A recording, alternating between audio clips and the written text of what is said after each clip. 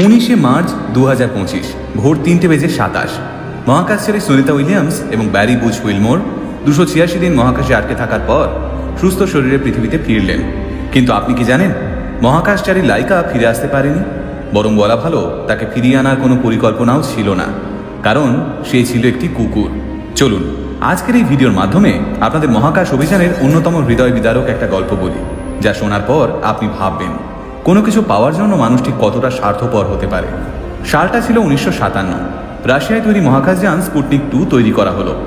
রাশিয়ার মহাকাশ বিজ্ঞানীদের ইচ্ছে ছিল মানুষ যাতে ওই রকেটে চেপে মহাকাশে পাড়ি দিতে পারে। কিন্তু এটা তো আর এক রাজ্য থেকে আরেক রাজ্যে যাওয়ার মতো সহজ কাজ নয়। গ্র্যাভিটি বা মাধ্যাকর্ষণ শক্তি যেখানে নেই, সেই মহাশূন্যে যেতে হলে আগে থেকে দেখে নেওয়া উচিত সেখানে মানুষ যেতে পারবে কিনা। তাই মহাকাশে মানুষ পাঠানোর আগে সঠিকভাবে পরীক্ষা করে নেওয়া উচিত। তাই পরীক্ষার জন্য জীবিত কোনো প্রাণীকেই পাঠাতে হতো, তাহলেই একমাত্র বোঝা যেত মহাকাশযানে চেপে মানুষ মহাকাশে পাড়ি দিতে সক্ষম কিনা। কাকে পাঠানো যায় এই কথা ভাবতে ভাবতেই রাশিয়ার বিজ্ঞানীরা খুঁজে পেল লাইকাকে। আসলে মস্কোর রাস্তায় ঘুরে বেড়াচ্ছিল লাইকা নামের একটা কুকুর। হাস্কি এবং টেরিয়ার দুটো প্রজাতির মিক্সড ব্রিড ছিল এই লাইকা। লাইকা ছিল স্বভাবে শান্ত প্রকৃতির। লাইকার আসল নাম ছিল কুরজাভকা। রাশিয়ান ভাষায় এর অর্থ হলো কোঁকড়ানো। লাইকার শরীরে কোঁকড়ানো লোমের আধিক্য বেশি থাকায় হয়তো এই নাম রাখা হয়েছিল। লাইকাকে যখন মহাকাশে পাঠানো হয় তখন লাইকার বয়স ছিল মাত্র 3 বছর। 23 নভেম্বর 1957 রাত 2টোর সময় লাইকাকে সাজিয়ে গুছিয়ে স্পুটনিক 2 এর ক্যাপসুলে বসিয়ে দেওয়া হয়। সেই সময় স্পুটনিক 2 এর ভিতর টেম্পারেচার সেট করা হয়েছিল 15 ডিগ্রি সেলসিয়াস।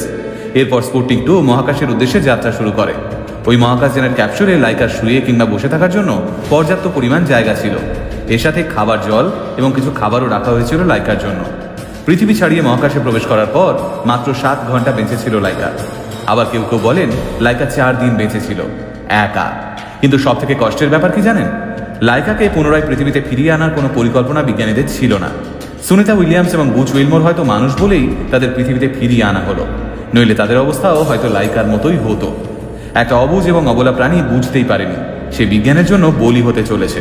স্পুটনিক 2 14 এপ্রিল 1958 সালে পৃথিবীতে ফিরে আসে, কিন্তু লাইকার কোনো খোঁজ পাওয়া যায়নি। সে চিরকালের জন্য মহাকাশেই বিলীন হয়ে যায়। এটা আমরা মানছি যে লাইকাকে পাঠানোর ফলে বিজ্ঞানীরা অনেক তথ্য অবশ্যই পেয়েছিল। মহাকাশ সম্পর্কে নানান অজানা তথ্য সংগ্রহ করার জন্যই এই মিশনগুলো করা হয়। কিন্তু একটা প্রশ্ন বারবার উঠে এসেছে, লাইকা মানুষ নয় বলেই কি তাকে আর পৃথিবীতে ফিরিয়ে আনা হলো না? সে কথা বলতে পারে না বলেই কি টানা 4 দিন তাকে মহাকাশে একা কাটাতে হলো এবং শেষমেশ অশেষ যন্ত্রণা ভোগ করে মৃত্যুবরণ করতে হলো? সে তো সহজ সরলভাবে কিছু মানুষকে বিশ্বাস করেছিল, আর কিছু মানুষ শুধুমাত্র নিজেদের স্বার্থে তার বলি দিয়ে দিল। এর উত্তর হয়তো আমরা আর পাবো না। তবে লাইকা শেষ মুহূর্তেও কি বুঝতে পেরেছিল যে তার সাথে বিশ্বাসঘাতকতা করা হয়েছে?